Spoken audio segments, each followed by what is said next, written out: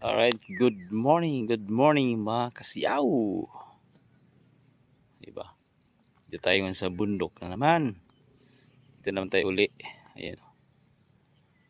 Dito naman tayo. Ayan. Oh.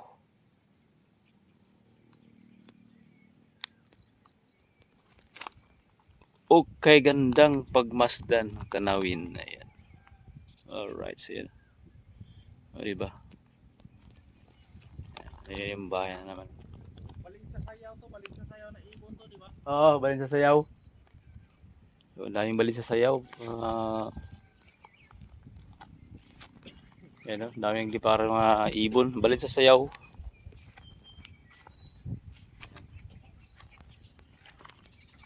Mag-ikot-ikot tayo dito sa paligid ng bahay. Oh. Yung banda maulap. Ito, maulan. Pabugso-bugso ang ulan kagabi. Malamig.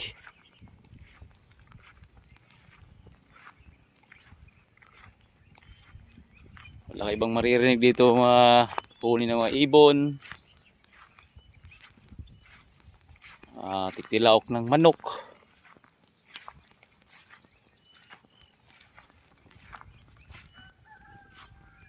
Ito, sobrang lamig. Hindi ka mag-jacket dito dahil sobrang lamig.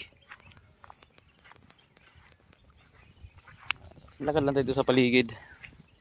Marami kang makikita ang mga tanawin dito. Magandang tanawin nating masisilayan sa umagang kay ganda. Bilya Takya. Bilya Takya. Yan. O, diba? Makita mo yung windmill, oh. Diba? Yung windmill na yan, oh.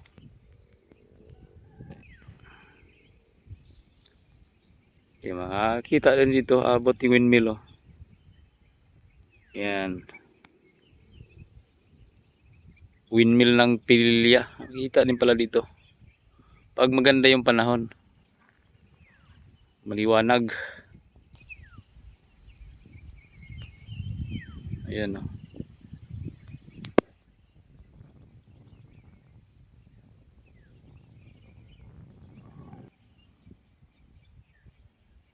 Ayan si Bro Busnoy.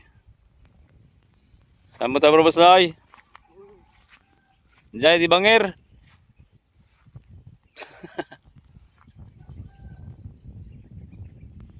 Yan yung dan palabas. Yan.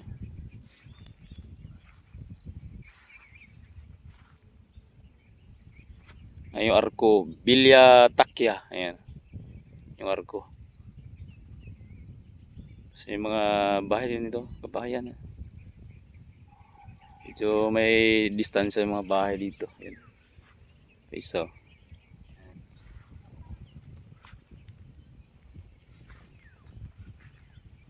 Kubo. Hindi pa natapos. Isang bahay.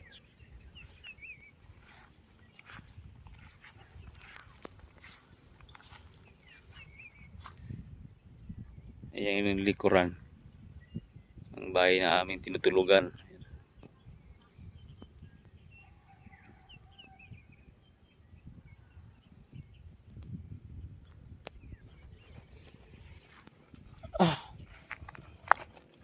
Diba?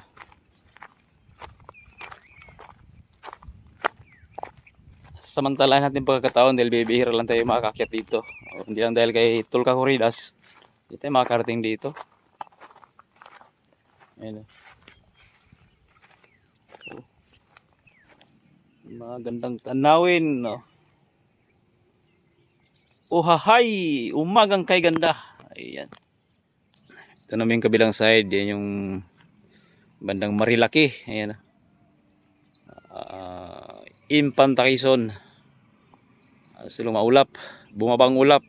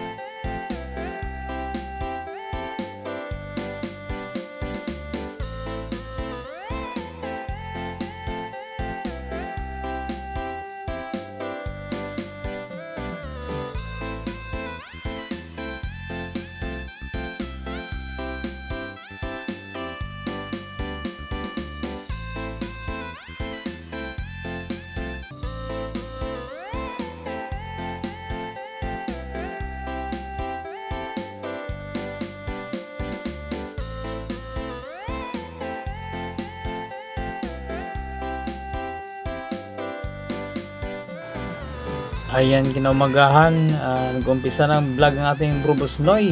Ayan, ang aga-aga. Ayan, pwesto na sa kanyang kamera.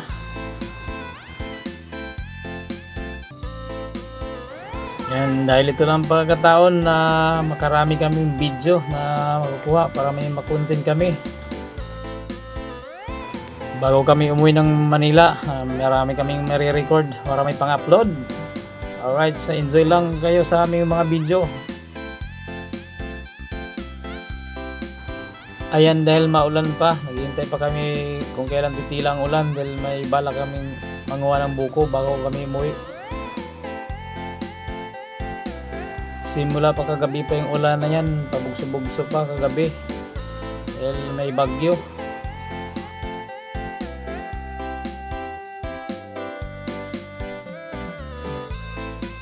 Tsaka sobrang lamig dyan, hindi pwedeng wala kang jacket dahil lalamigin ka talaga.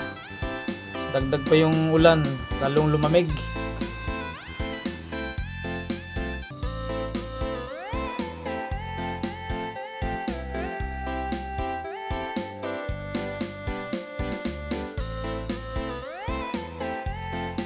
So ayan, bumaba na kami para manguha ng buko. Hindi namin kasama si Bro Busnoy dahil masakit lang pa. Dahil pumunta kami kanina sa baba, manguha ng gulay dun sa gubat. Bago man lang umuwi ng Manila, makatikim man lang ng buko.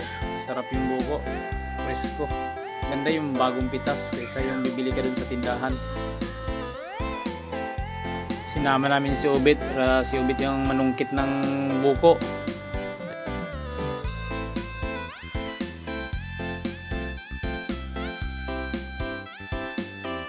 Ayan, nakakuha na si Ubit ng isa. Tinisting mo na kung tama lang ba yung laman.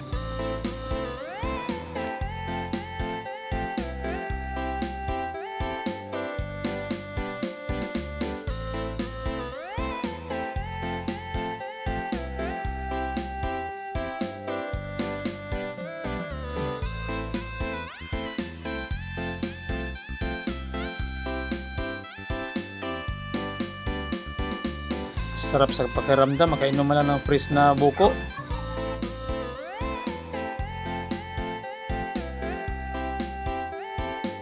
Ayan, nanungkit pa uli si Ubit.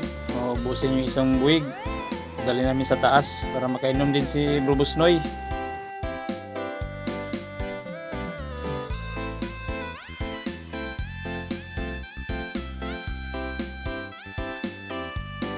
Iba talaga pag sariwa pang buko kaysa yung nakatambay na, ibang lasa.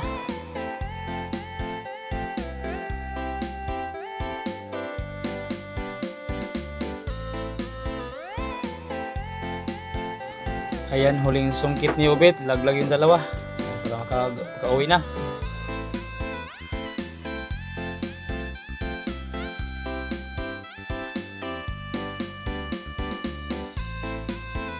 Diba, masarap tulog kakoridas, malinamnam, malamig pa, sariwa.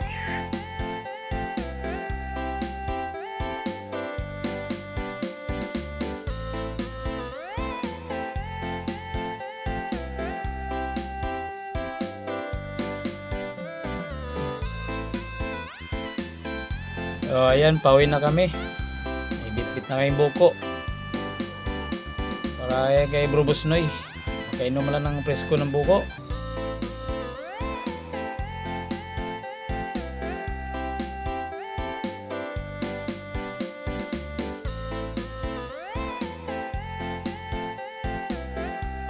So ayan, upo-upo lang muna, pahinga. Nakakapagod bumaba, naibit-bit ang buko. Hindi namin sinama si Bro Busnoy dahil masakit na yung paa niya. Pinto-pintuhan man dyan, parang mga kurik. Turo-turo saan yung mga kalupaan nila.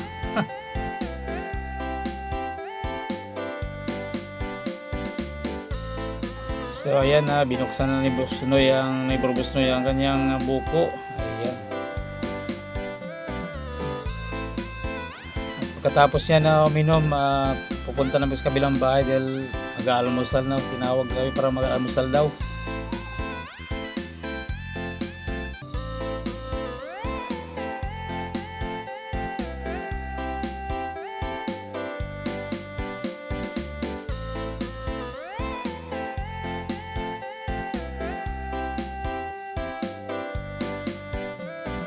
So ayan, papunta na kami sa kabilang bahay dahil mag-almusal na. Dito lang sa yung video mga kasiaw. Maraming salamat sa inyong panonood. Maraming salamat sa inyong lahat. Bye bye.